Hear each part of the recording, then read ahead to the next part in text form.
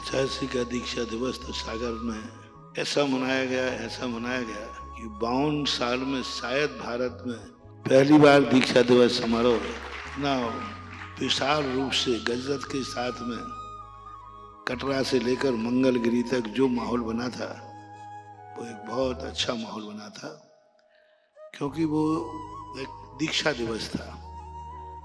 आचार्य पदारोहण समारोह भी अब 17 तारीख को पड़ रहा है। मक्षर कृष्णा दोज तिथि के अनुसार ही अच्छा होता है। उस दिन प्रातः काल सागर वाले पूरे मिल करके और बढ़िया अपने पूज्य आचार्य महाराज के यहाँ पूजन की रचना करो और सभी लोग मिलकर के 52 दीपकों से 52 हो रहा शायद 52वां दीपों से अपन महाराज की आरती करें सब मिलकर के। और प्रत्येक व्यक्ति घर में अपने घर में कम से कम सुबह उठ करके चौक पूर करके कम से कम 5 दीपक जलावे और हो सके तो दरवाजे पे जलावे, जिससे लोग पूछे कि भाई आज क्या है, तो कहना आज हमारे जगत गुरु विश्व वंदनीय इस युग के ज्येष्ठ और श्रेष्ठ महान आचार्य विद्यासागर महाराज का आचार्य पदारोहण। जिस आचार्य पद के कारण से आज इतनी बड़ी प्रभावना हुई, इतना बड़ा रूप हुआ, तो अपने अपने घरों में भी इसको मनाया जा सकता है।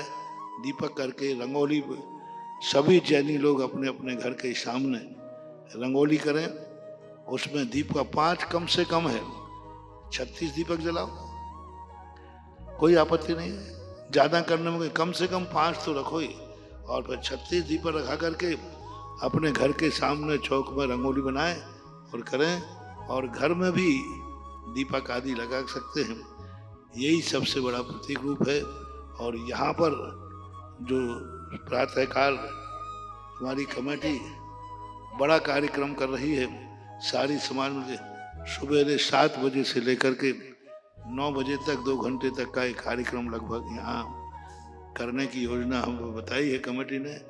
तो यहाँ भी ठाठ से करो, सुबह 9 बजे तक एक कार्यक्रम हो जाए और दोपहर में 1 बजे के बाद फिर वो भी आचार्य श्री के आचार्य पदारोहण का एक अंग मान लिया जाए। फर्क कितना है, आचार्य श्री केशरंज करते थे, भगत मुंडन कराएंगे। और वो भी एक बहुत बड़ा सहयोग ऐसा मिला आचार्य पदारोहण के समय पर। संस्कार तुम्हारे ऊपर मिलेंगे, उस समय संस्कार तुम्हें मिलेगा, तो ये मान के चलना मैं नहीं कर रहा हूं, आचार्य श्री ही कर रहे हैं। अनायास योग बन गया। तो पूरे दिन भर का कार्यक्रम आचार्य पदारोहण के उपलक्ष्य में आप लोग हेडिंग ही बनाए, हेडिंग व्हाट्सएप जो भी बैनर आप बनाते हैं, जो भी आप लोग विज्ञान, उसमें यही दें पेपर मीडिया में आचार्य 52वें पदारोहण के उपलक्ष्य में सुबह ये कार्यक्रम और मौजी बंधन के कार्यक्रम को भी आचार्य पदारोहण के उपलक्ष्य में ही कर देना चाहिए।